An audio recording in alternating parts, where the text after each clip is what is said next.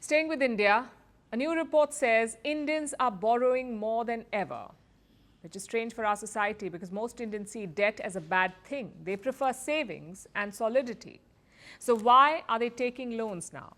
First, let's look at the numbers. What do the numbers say? Financial services company Motilal Oswal has prepared a report. They found that India's household debt is at a record. How much? Almost 40% of the GDP. At the same time, savings have dropped.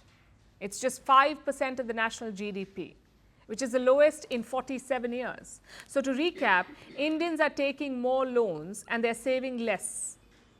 What do these loans look like? Most of the debt is unsecured personal loans. These are loans given without a guarantee or collateral. Then come the secured loans, agricultural loans, and finally business loans. Do we know why this is happening?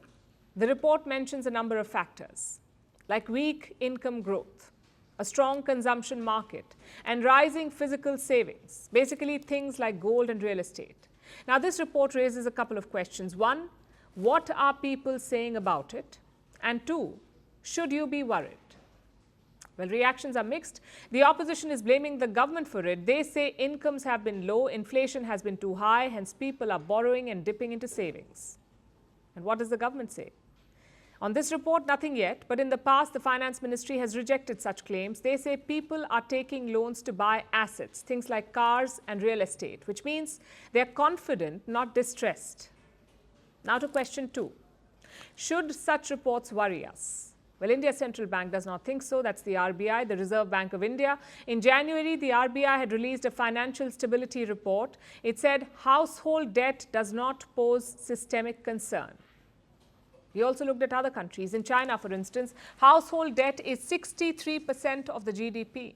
In Thailand, it's 91%. In Vietnam, it's 61%. In Brazil, it's 34%. And in the US, around 64%. So India's ratio is comparatively better.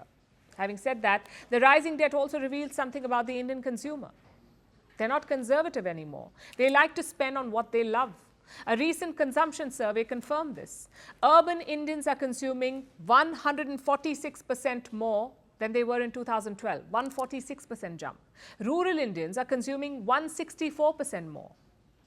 And it's not just the amount, it's also what they're spending on. Earlier, most of the income was set aside for food, but that's not the case anymore. Food makes up only 46% of rural consumption in India. So it's less than half. In urban areas, it's even lesser. Just 39% of the consumption is food.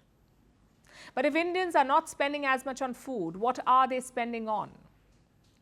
Durable goods, things like gadgets and machines.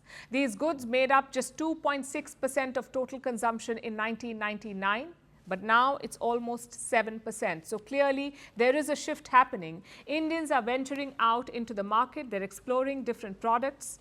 Just look at vehicles. More than 4.1 million vehicles were registered in 2023. More than 4 million. That's 8% more than the year before. Same with credit cards. India now has around 94 million credit cards. Credit card spending increased 28% last year. We can't say why this happened. Critics will say because the people are running out of money. The government will say because they're confident, but chances are it's a bit of both. The new India is not scared of taking loans. They like to spend on durables and luxury. Clearly, they're deriving confidence from the robust national economy. At the same time, it's important to back up this habit with more jobs, more growth, and more fiscal discipline.